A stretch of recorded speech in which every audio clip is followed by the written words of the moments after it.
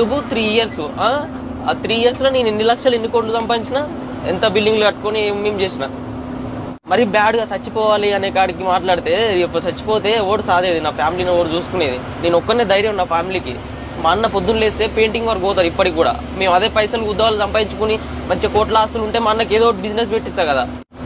చిన్నప్పటి నుంచి ఎంత హార్డ్ వర్క్ చేసినా ఎంత చేసినా నాకు తెలుసు. 10th class అయిపోయినప్పటి నుంచి హైదరాబాద్కి వచ్చి నానా కష్టాలు పడ్డా. ఓనోన్కి ఏమేం చేయొద్దు అన్నీ చేసిన, ప్రతి ఒక్క పని చేయని పని అంటూ లేదు. ఎన్ని పనులు చేసిన, ఎక్కడెక్కడ తిరిగినా సక్సెస్ కావాలి, మనం మన ఫ్యామిలీ ప్రాబ్లమ్స్ ఇట్లున్నాయి, ఎంతో చేసుకోవాలని చెప్పేసి ఎంతో ఉంది. అసలు చూడు బతుకులు డ్రైవర్లే ఇట్లాంటి ఫీల్డ్ అని తెలిసి కూడా ఈ ఫీల్డ్లోకి వచ్చి ఈ కష్టాలను తెలియజేయాలి. మనకి ఎట్లుంటుంది డ్రైవర్ లైఫ్. మా బావతో ఎన్ని రోజులు కష్టపడి తిరిగి నేర్చుకొని ఇప్పటిదాకా అసలు ఆగుతలేదు. బండిని చూస్తుంటే అసలు కంట్లో నుంచి నీళ్ళు ఆటోమేటిక్గా వచ్చేస్తున్నాయి. మా తీరా పోయినప్పుడు ఎంత తెరిచినో ఆటోమేటిక్ అసలు సామాన్యంగా ఏడవ నేను చాలా కంట్రోల్ చేసుకుంటా, కానీ ఆగట్లేదు అసలు. నైట్ నుంచి నేను ఇప్పటికి 4-5 సార్లు ఏడ్చిన. వస్తూనే ఉంది ఆటోమేటిక్. 10 నిమిషాలకు ఒకసారి గుర్తొస్తుంది.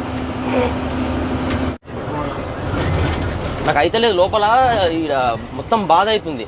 నాకు ఇంత సపోర్ట్ చేసి వీళ్ళందరూ నాకు చెప్పుకుంటేనే నా బాధ తీరుతుంది అన్నట్టుగా నాకు అసలు అయితే లేదు. ఏడుపు వస్తుంది. ఇక మొత్తం చెప్పేయాలన్నట్టుగా నాకు అసలు